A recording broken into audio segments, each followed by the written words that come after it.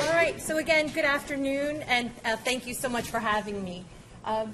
As was mentioned by Dr. Mayer, I am the Director of Assistive Technology at Unified Community Connections, but I'm also a PRN speech-language pathologist here at Johns Hopkins, which I still provide augmentative and alternative communication services for the ALS Assistive Technology Clinic started by Kelly Casey. So I do come in twice a month just for our folks with ALS to provide these device assessments. So we are going to talk today about augmentative and alternative communication, or AAC, solutions. So here is the nice long description. The American Speech Language Hearing Association gives this definition to AAC. Most importantly being that it attempts to take the place of or act as a supplement for communication, for verbal communication. And we're going to get in specifically today to what are the different types of high technology and low technology devices that are available. So who does rely on augmentative and alternative communication? Well, you can be any age and have a communication impairment that requires some assistance to help you communicate successfully with others. You can be from any socioeconomic group. You can be rich. You can be poor and still have to rely on the aid of a communication system. All ethnic and racial backgrounds, acquired and congenital disabilities, which we'll talk about a little bit more in a few minutes, and you may have impaired speech production or be unable to speak completely. The unifying characteristic of all of these people who rely on AAC is that their written or spoken communication is somehow impaired, and they need something to be able to supplement or take the place. In surveys that have been done, the question has been asked to patients, why haven't you used an AAC device before? Or why aren't you using an AAC device now? And the answer is not, they're so expensive. They're too hard to use. The answer is that they don't know that they exist. And so that's kind of what I want the presentation today to be about, is to just give you knowledge of that augmentative communication exists, and what are the resources for being able to get these services for your patients. So AAC is a really important aspect of communication. Someone who may be completely aphonic can't communicate verbally, or dysarthria. So they're talking, but you have no idea what they're saying, and they have to repeat, and there's a lot of frustration. We want to use these devices over here, and I'll show you those in a few minutes, to try to take the place of that impaired speech. So AAC provides individuals with a form of interaction. Hey, I want to eat. I have pain. How are you doing? Just to be able to interact with others. It provides them with a means to participate in activities. So there could be something as a bingo going on down the hall, and they're going to be able to participate in shouting out that word. It's a means to develop social networks beyond their immediate families. And I think that this one is important, not when we're talking about our patients here in the hospital, not just the social networks, but networks beyond their immediate families. So if someone, you'll hear families say, oh, I understand what he's saying. I know what he wants to say. I know what he needs. But when patients are here in the hospital, we can't always read that, or the family members are not always available. So we need to have a means to be able to communicate with them effectively here, and then give them that means in the future. And then to support or obtain employment. So let's see if my video may not work today. We'll come back to that. Let's try one more time. It didn't work on my 2007 PowerPoint, so it might be an issue here. So we'll come back to it. So there are various AAC language programs. So what is important about this? Augmentative communication devices offer a variety of programs to meet the cognitive and motor needs of the user. So you may be working with someone who has aphasia, maybe a receptive and expressive aphasia, and they are not able to spell or read. So we might need to use pictures to communicate for them. So this is a small device. This is called a NovaChat device. But it can be filled with pictures that provide, let me turn the volume up for you, that provide a form of communication. Go back. Baseball. Simple things. Go back. Or feelings. Happy. Sick. Tired. Again, Sick. it's just a way of being able to supplement verbal communication. So there are different types of picture-based devices. The first kind, that is pretty simple, is called a static display device.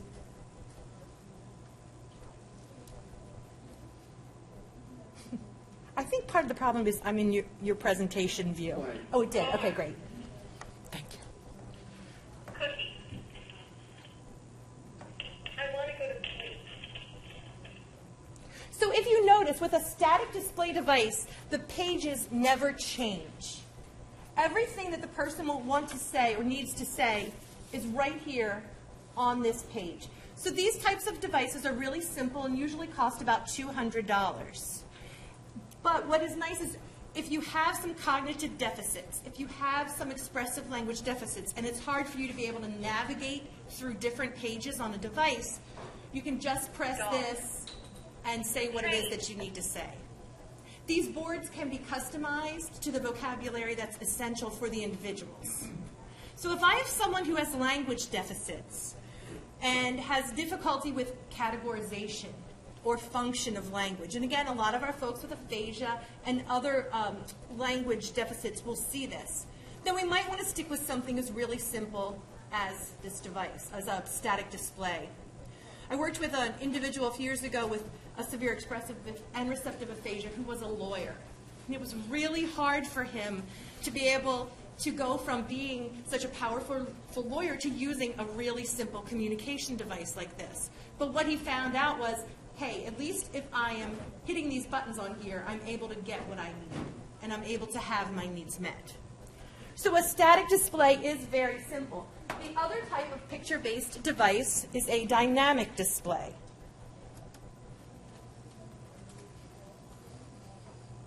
I feel good.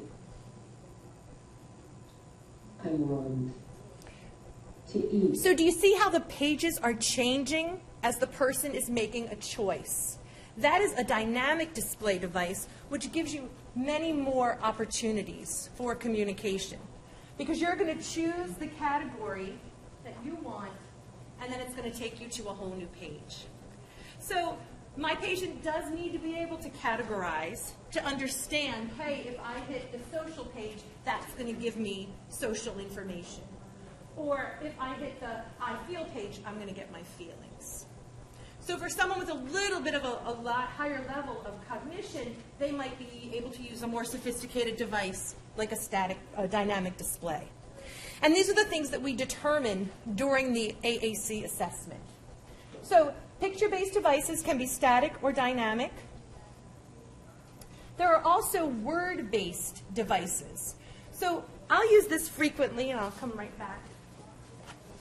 For individuals who have pretty good cognitive skills, but might have some motor deficits. And then they can use whole words to communicate. They don't have to use just pictures. They don't have to type out every single word that they want to say. They can use this. What's nice about this program, which is called Word Power. Word Power was created by Nancy Inman, formerly of Kennedy Krieger Institute. And what she did was she created a program so that your pronouns are on the left, and then your actions are in the middle, and your prepositions and your adverbs are all on the right. So it's syntactically appropriate. So now someone can put a sentence together pretty quickly by just hitting a few buttons. I want to go want to go. And then, so with I want to go, with the hit of 4 buttons, I was able to produce an entire sentence. So for someone who has some difficulty, some motor deficits, I work with a lot of people with cerebral palsy. And they can usually hit a button on here, but it would take them so long to type out a whole sentence. This is a nice way, because of their motor deficits, to be able to produce a sentence a little bit faster. There are also a lot of letter-based communication devices that are available. So they give you a keyboard, and you type out what you want to say. You can produce novel phrases using that. Be right back. One of the really nice jumps that augmentative communication has taken in the last few years is that there are several iPad apps that are available. So if someone owns an iPad, they can simply download an app to the iPad and have it as a communication device. I'm going to show you an example of something that we recommend frequently. This app right here is called Speak It. It's on the iPad, and it costs $1.99 to download. So there's not a huge commitment if it's something that a person wants to try. Make sure my volume is up. So they can type out what they want to say. I'll do a quick sentence, upside down, and then I'll speak it. How are you? So again. How are you? So I'm asking how you are, I can type it out really quickly, and then I can save these phrases for later if I want to be able to get to them quickly. So what is interesting to me is, in the world of accessibility, if we're using voice recognition software, adapted equipment, Windows computers tend to be doing a little bit better than Mac. The opposite is true for communication apps. On an iPad, you have a lot more variety of communication apps available than you do on an Android device. So there are a few that are available on the Android, and most of them are actually free. If you have an interest, if you have an Android tablet, one that's very good is called Speech Assistant. And that is word, phrase, and letter-based. So you do have to be literate to use Speech Assistant, but that's just a resource for you. One other quick one I want to show you on here that is available on the iPad that we recommend frequently. It's a nice long name. It's Proloquo for text. If you're interested in it, I'll spell it very quickly. Proloquo, the number 4, and text. It's the same idea as Speak It, but it costs $119.99. So it's more expensive. But the nice thing about Proloquo for text is you can type what you want to say here. There you go. Hi. There we go. And then over here, you have categories of phrases. So you can save your phrases and have them in categories so it's easier to get to them. So it's just a little bit more organized than Speak It, but Speak It is certainly, for $1.99, is not a bad thing to have available on an iPad. So what does accessing an AAC device mean? We want an individual to be able to access, motorically, physically access a communication device. Not everyone can just take their finger and press the iPad like I just did. Motor deficits, visual deficits. So when someone calls me and says, I have someone that I want to recommend for an assessment, but I'm not sure he can hit the button, I'm not really sure how it's going to work, I say, we definitely want to see them. There are so many ways that individuals can access a communication device, either through direct selection or scanning. Here are just some examples of direct selection methods. You can use a body part, any body part. You can use a stylus. This is, it's so sad there's not a better picture than this one out there right now, but this is the best head stick I can find. I do still have some patients who love to use their head sticks. I can't imagine they don't have back and neck pain like crazy, but they find it to be a very consistent means of accessing their devices. There is a joystick. So if you can use a mouse or a USB joystick or a trackball if you've seen them. You can plug them into your device. I'm going to sneak over here again. Sorry. These devices have USB ports. And I'm going to talk a little bit more about the specific device in a moment. So you can just plug in a mouse, a joystick, and that's a method of access as well. A head tracker is also a method of access. So for someone who cannot use a body part to access a device, right up here is a camera. It's a head tracker, specific head tracker. So you would take one of these silver dots, you put the silver dot on your head, on your nose, in the middle of your glasses, and this camera... I feel happy. I too feel so happy right now. This camera reads the movement of your head. So you're moving your head, and I'll leave this up here so certainly anyone interested, we can certainly try after. But I have the dot on my head, I'm moving my head around, I'm controlling the cursor on the screen. And by simply dwelling for a second, 2 seconds, however long I need, on my desired letter or picture, I'm making a choice. So I can have no hand movement whatsoever. If I have pretty good head and neck movement, then head tracking might be a good answer. I feel happy. For me. I'm really trying to I stress feel this. happy. At least it's not, this is boring. And then one of the relatively newer methods of access is eye gaze. We're using that a lot in the ALS clinic, and it is certainly becoming a more popular access method. Yes, you'll start up in a moment. There are specific eye gaze devices that are out here, and I think I skipped over the part on the slide where communication devices range from the $200 static display that I showed you up to a $16,000 eye gaze system. Now we'll talk in just a moment about funding, because there is a way to get access to these devices without paying $16,000. But on an eye gaze system, this is just a Windows computer. It's a full functioning Windows computer. And this company who made this one, Tobii Dynavox, put their software on there and added a camera down here. I use my eyes and I calibrate the camera, and then I can make choices on this device simply using my eyes. As a matter of fact, the less head movement, the better. Because when we're moving, sometimes people try to get to the right and they're putting their head like this.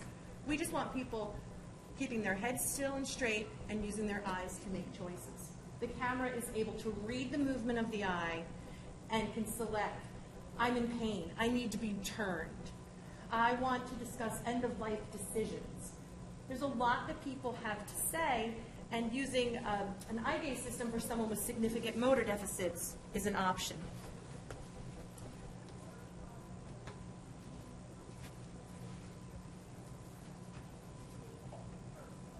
There's also an indirect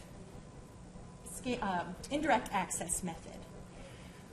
So scanning, if you've ever heard of it, and I'll show you the video in one moment, scanning is very accurate. If you use it, you'll probably do really well with it. But people tell me it is too slow. They can't stand it. But there is a way that they can access. I'm sorry I keep leaving. I'm coming back. With scanning, you're going to use a switch.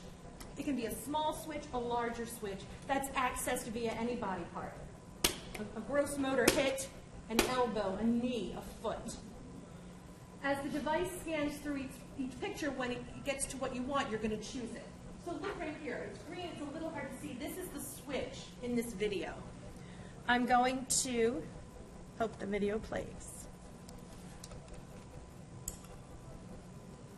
See it scanning?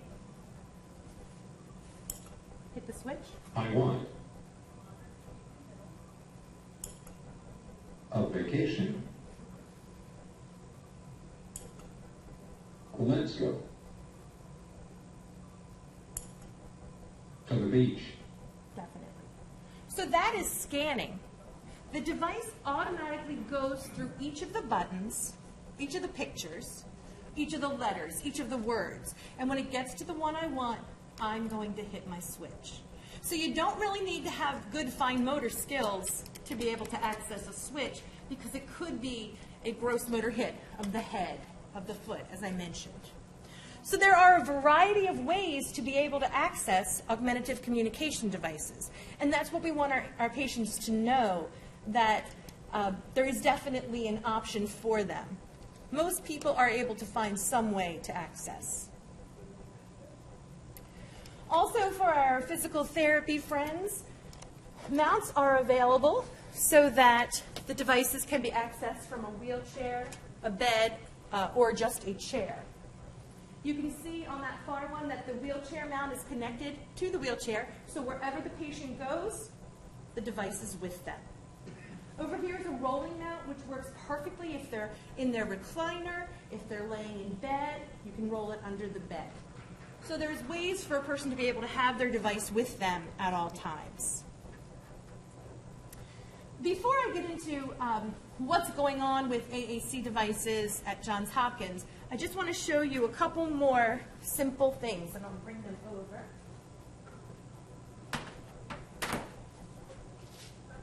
A couple more, or a lot more. First of all, I just showed you the eye gaze device, which is pretty big, right? So we would want, eye gaze devices are usually used by people who cannot walk, who have significant motor deficits, and eye gaze is their only feasible means of access. So it's pretty big. It's a big device to carry around all the time. Communication devices can be as small as this Samsung device, which is the size of a phone. And it can still have a communication program on there. I should turn up the volume. Oh, this is the volume. Hospital, hospital. So they can be very small and it can be carried around with them, or they can be a little bit of a lower technology. One of the devices that we recommend frequently, put this down, is the boogie board. And this is a nice low-tech system for individuals who are in the hospital and can write to be able to use. The boogie board is available on Amazon for $20. It's also available at Brookstone. If you are old enough, and I'm sure not all of you are old enough to remember the Etch-a-Sketch, it's similar to that. So instead of having paper, you can use this boogie board, and I can say what I want to say. Can you see it written on there at all? Closer. When you're with the person, you'll be able to see. So it says, hello, I'm being friendly today. And now, when I just hit this button up here, it has erased the whole screen. So I don't have to have pages and pages. When there's something I want to be able to say, I write it on here quickly, you read it, and I erase it. I even got a little cover with my boogie board, so I can carry the device and the stylus with me and use it for simple communication. This is called a flip and talk, and also created by Nancy Inman when she was at Kennedy Krieger Institute, speech pathologist. Flip and talks are nice things that are available in some hospitals as well, because you can create this board. You can get this board for about $30. And let me just put my well. Here is your main communication, your core words: want, help, need, go. So you're choosing down here, and then up here, there are all these different tabs. So if there are things that you need, if I go to the clothing page, I choose the clothing tab, I flip it over, and I can tell you what clothing I want. So this is low technology. It's not going to talk. But if there's someone who needs their immediate needs met, this is a very simple low-tech way. And then the last low technology device I'm going to show you is called the Talk Track. And the Talk Track is actually a watch. Well, it's a watch because it's worn that way. And it allows you to have 4 communication messages on here. So if there are things people need to say quickly, turn me, I'm hungry, I can't breathe, I need help, they can have this watch with them at all times. For those of you who may work outpatient, I worked with an individual once who was able to communicate his basic needs. If he was hungry, he gave us the gesture. If he felt sick, we kind of knew, but he wasn't able to communicate those important stories in his life. My dad took me to the baseball game this weekend. My dad had knee surgery, things that he really wants to tell. So we would program very personal messages on here that he was then able to share with his day program or with his friends. And it could be changed very easily each day so that he had new information to share. So communication devices are very important for those essential things that you need to communicate: pain, emergency, needs, wants. And then the whole other side of that is the social aspect and interaction and being able to share information. So how are, get my boogie board, how are communication devices being used currently at Johns Hopkins? The inpatient acute care unit currently has 3 Tobii C12 devices that have eye gaze access on them. Tobii C12s are a little bit of an older device, but the nice thing is they work. They're a way for people to be able to communicate successfully in an area where they need to have that ability. iPads with communication apps are located in acute care and outpatient rehab, along with some of the lower technology devices. Devices similar to this. GoTalks are available, a nice easy static display device. Switches are available. And the sign-out sheet for those is in Meyer 2 in your office, is that right? In Kelly Casey's office there. And then there was an ICU study looking at the use of eye gaze devices that was completed here at Johns Hopkins. So here were the methods that were used. A sample of patients in the medical ICU, surgical ICU, and neurosciences critical care unit were all enrolled. They participated in 5 guided sessions of using an eye tracking device. And then the psychosocial impact of assistive devices scale was given. So here you are, you get to use this eye gaze system to tell us how you feel and what you want and what you need. So what were the outcomes? The results were that patients were able to use these eye gaze devices to communicate needs. Great! Isn't that one step greater than not being able to communicate your needs? Delirium was present in 4 patients at recruitment, but none after training. This, I think, is interesting also. The device's overall psychosocial impact ranged from neutral to strongly positive. Well, that's good, because there was no harm, right? People either didn't have a strong opinion or felt like it was a nice, something nice to be able to use to communicate. And patients exposed to eye tracking computers demonstrated a positive mean overall impact score. And this study was completed by some of you in this room. So there really is a lot of hands-on with AAC going on at Hopkins, and hopefully that will certainly continue. So who completes AAC assessments? In order for communication devices to be funded by health insurance, a licensed and certified speech-language pathologist must complete the assessment. Now, that doesn't mean that an OT is not greatly needed and appreciated to come in and help us with the access, or a physical therapist isn't needed and appreciated to help with mounting of the devices. But a speech-language pathologist must do the assessment and write the report. And the reason was, in 2001, Medicare started paying for these communication devices. And they said language is the most important aspect of this device, so we need someone with some knowledge in language to do the assessment.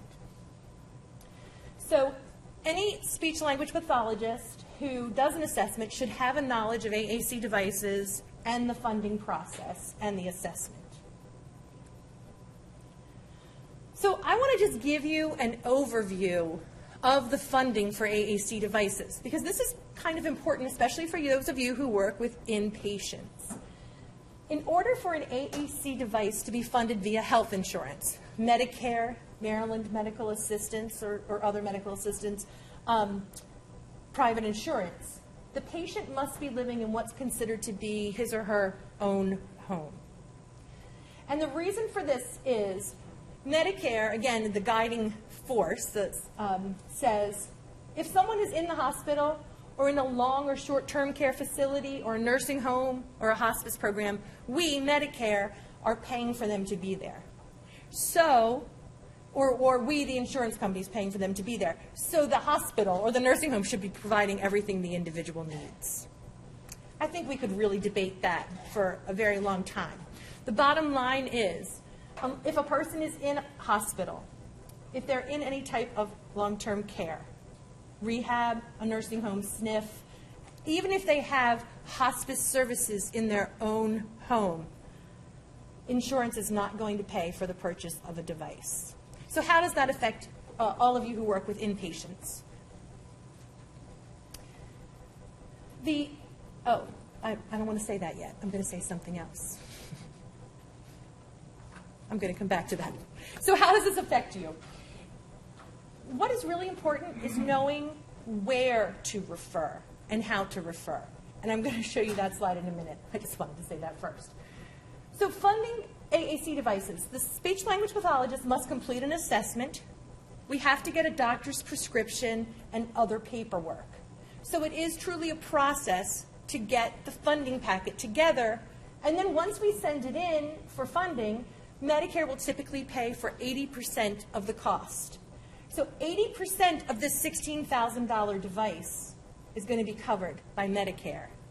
Maryland medical assistance, and you know Maryland medical assistance is state run, so each state might be different. But here in Maryland, they will typically pay 100% of the device cost. And then private insurance varies based on policy, but frequently it's 80% after a deductible is met. So if you have Medicare and medical assistance, your whole device is funded. If you have Medicare and a secondary insurance, your whole device will most likely be funded. So we absolutely have funding options available. What's really nice is, coming back over to here, as I mentioned before, this eye gaze device specifically is a Windows computer. You can see the desktop. Now, Medicare and the other insurance agencies say, we're not going to pay for you to own a computer because they're concerned about fraud. So what they do is they lock all of the computer features, the manufacturers of these devices lock all of the computer features before the device is funded. So when this device arrives at your home, I thought I started that, it's only a communication system. You can't get to the internet. You can't get to your email.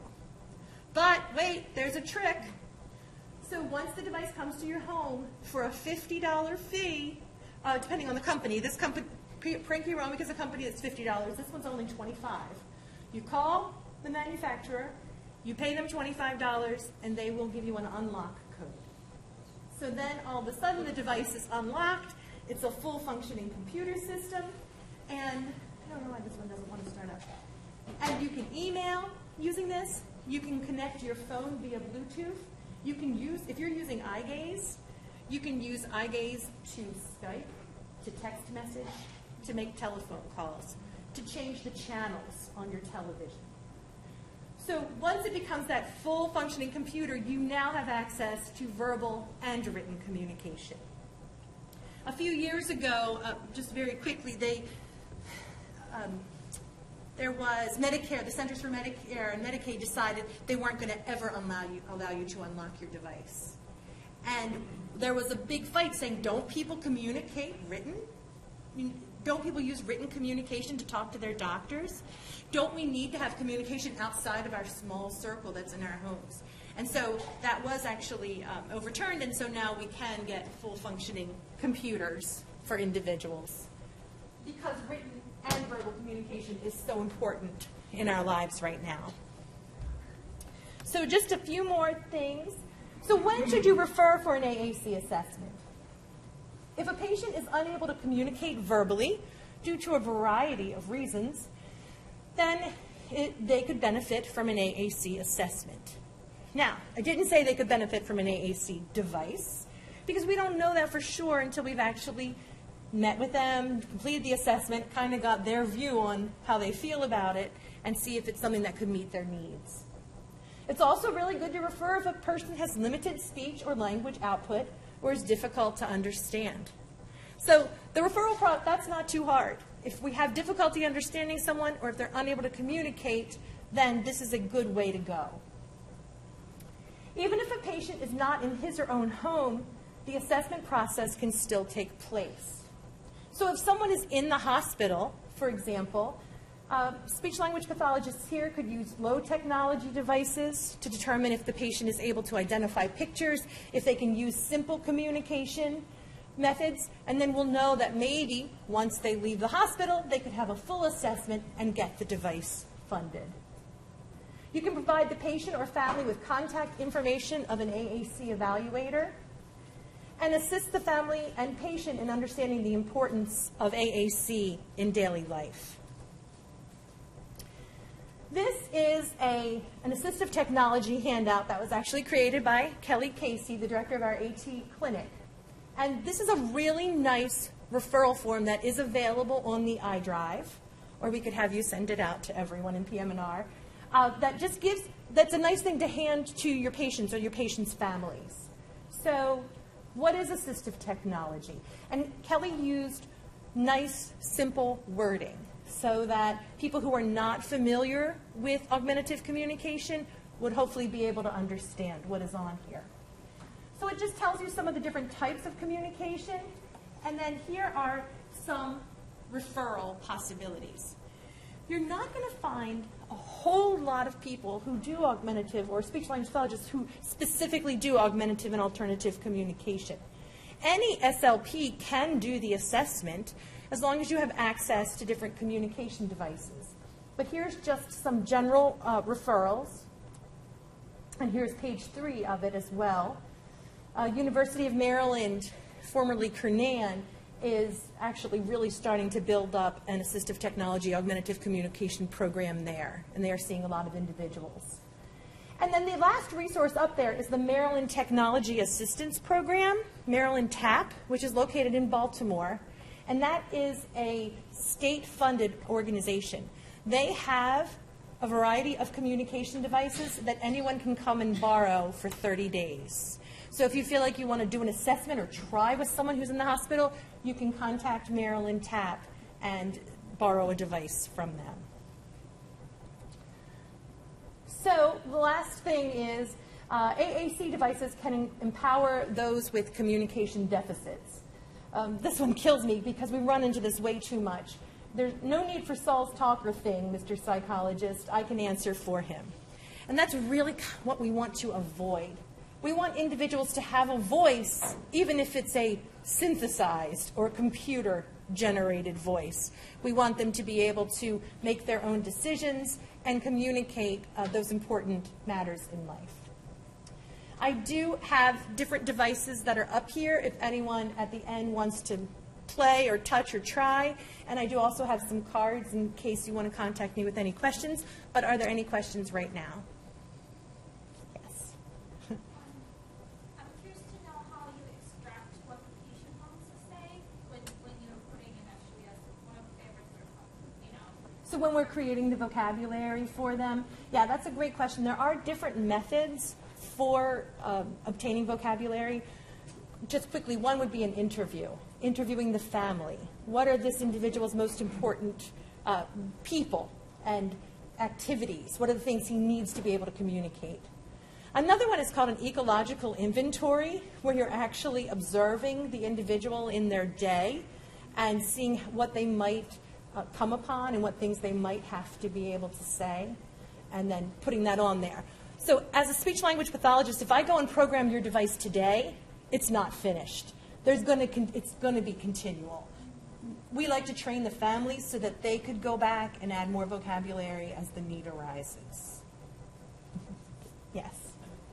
Are these devices translated to other languages like Spanish or other common languages? Yes, good question too. So a lot of devices, these higher technology devices now offer definitely Spanish.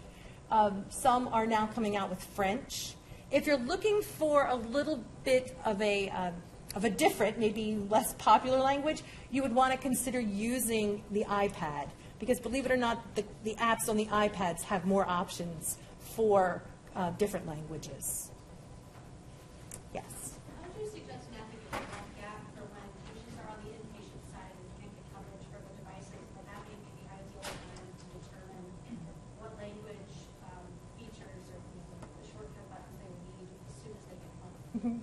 Great. So one option is there are different device manufacturers. So you may have heard of, and I've mentioned, Prinky-Romic Company, Tobii Dynavox, Saltillo.